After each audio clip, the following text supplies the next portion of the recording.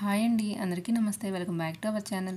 ఈరోజు వీడియోలో శ్రావణ మాసంలో స్పెషల్గా అమ్మవారికి నైవేద్యంగా సమర్పించే చక్కెర పొంగల్ రెసిపీ చూపించబోతున్నాను. ఈ ప్రసాదాన్ని చాలా తక్కువ టైంలోనే ఈజీగా ఎలా ప్రిపేర్ చేసుకోవాలో చూసేద్దాం. స్టవ్ మీద ప్యాన్ పెట్టుకొని దానిలో ఒక పావు కప్పు పెసరపప్పు వేసుకొని మంటని లో ఫ్లేమ్లో ఉంచుకొని పెసరపప్పుని దోరగా ఫ్రై చేసుకోవాలి.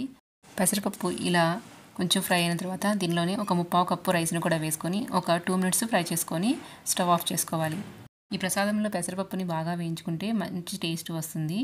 ఇలా రైస్ పెసరపప్పు ఫ్రై చేసుకున్న తర్వాత వీటిని ఒక బౌల్లోకి ట్రాన్స్ఫర్ చేసుకోవాలి. ఇప్పుడు బియ్యం పెసరపప్పుని ఒక 2 సార్లు శుభ్రంగా వాష్ చేసుకొని దానిలో 2.5 కప్పుల వాటర్ పోసుకొని ఒక 10 నిమిషాలు నానబెట్టుకోవాలి. మీకు టైం లేదంటే వెంటనే అయినా కుక్ చేసుకోవచ్చు. ఇప్పుడు 10 నిమిషాల తర్వాత బియ్యాన్ని పెసరపప్పుని ఒక కుక్కర్లోకి ట్రాన్స్ఫర్ చేసుకోవాలి.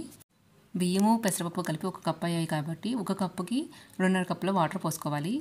ఇప్పుడు దీనిలో ఒక టీ స్పూన్ నెయ్యి వేసుకొని మూత పెట్టుకొని మంటని మీడియం ఫ్లేమ్లో పెట్టుకొని 3 పిజల్స్ వచ్చేంత వరకు కుక్ చేసుకోవాలి.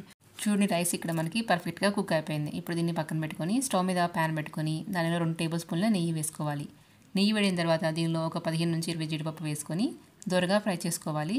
ఇక్కడ మీకు నచ్చిన డ్రై ఫ్రూట్స్ అన్నీ వేసుకొని ఫ్రై చేసుకోవచ్చు. కావాలంటే కిస్మిస్, బాదం కూడా వేసుకోవచ్చు. ఇలా జీడిపప్పు దోరగా ఫ్రై అయిన తర్వాత వీటిని తీసి పక్కన పెట్టుకోవాలి.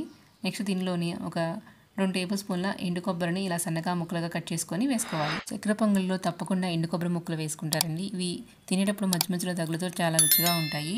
వీటిని కూడా దూరగా ఫ్రై చేసుకొని ఒక ప్లేట్లోకి తీసుకొని పక్కన పెట్టుకోవాలి. ఇప్పుడు ఇదే ప్యాన్లో 1.5 కప్పు తరిగిన బెల్లాన్ని యాడ్ చేసుకోవాలి. ఇక్కడ నేను పూర్తిగా బెల్లంతోనే చేస్తున్నాను పొంగలి. మీరు కావాలంటే హాఫ్ బెల్లము అలాగే హాఫ్ షుగర్తో చేసుకోవచ్చు. ఇప్పుడు దీనిలో ఒక పావు కప్పు వాటర్ పోసుకొని బెల్లాన్ని కరిగించుకోవాలి. బెల్లం పాకం రావాల్సిన అవసరం లేదండి. బెల్లం పూర్తిగా కరిగిన తర్వాత బెల్లాన్ని ఒకసారి ఫిల్టర్ చేసుకొని మళ్ళీ ఒకసారి ప్యాన్ని క్లీన్ చేసుకొని స్టవ్ మీద పెట్టుకొని బెల్లం సిరప్ని యాడ్ చేసుకోవాలి. ఇలా బెల్లము ఒక 2 పొంగులు వచ్చిన తర్వాత కొంచెం ఇలా స్టిక్కీ కన్సిస్టెన్సీ వచ్చిన తర్వాత దీనిలో మనం కుక్ చేసుకున్న రైస్ వేసుకోవాలి. తీగ పాకం అలా ఏమీ రావాల్సిన అవసరం లేదండి. మీరు బెల్లాన్ని డైరెక్ట్గా రైస్లో అయినా యాడ్ చేసుకోవచ్చు. ఇలా రైస్ అంతా వేసుకున్న తర్వాత ఒకసారి బాగా మిక్స్ చేసుకోవాలి. బెల్లం సిరప్ అంతా రైస్కు పట్టేలాగా ఒక 3 to 4 మినిట్స్ కుక్ చేసుకోవాలి. ఇలా మనం వేసిన బెల్లాన్ని అంతా రైస్ పీల్చుకొని ఇలా కొంచెం థిక్ కన్సిస్టెన్సీ అయిన తర్వాత ఇప్పుడు దీనిలో 2 నుంచి 3 టేబుల్ స్పూన్ల నెయ్యిని కొంచెం కొంచెంగా వేసుకుంటూ మిక్స్ చేసుకోవాలి. అలాగే ఒక హాఫ్ టీ స్పూన్ యాలకుల పొడి, ఇంకా మనం ఫ్రై చేసి పెట్టుకున్న డ్రై ఫ్రూట్స్ కూడా వేసుకొని బాగా మిక్స్ చేసుకోవాలి. మీ దగ్గర ఉంటే ఒక పించ్ ఆఫ్ పచ్చకర్పూరం కూడా వేసుకొని మిక్స్ చేసుకొని స్టవ్ ఆఫ్ చేసుకోండి. అంతేనండి, చాలా ఈజీగా చేసుకునే రుచికరమైన చక్కెర పొంగల్ రెడీ అయిపోయింది. ఒకసారి మీరు కూడా తప్పకుండా ట్రై చేసి ఎలా వచ్చిందో కామెంట్ సెక్షన్లో కామెంట్ చేయండి. అలాగే మీకు నా వీడియోస్ నచ్చినట్లయితే ఇలాంటి మరిన్ని రెసిపీ అప్డేట్స్ నోటిఫికేషన్ మీకు రావాలంటే మన ఛానల్ని సబ్స్క్రైబ్ చేసుకోండి. అలాగే మీ ఫ్రెండ్స్తో కూడా షేర్ చేయండి. Thank you for watching.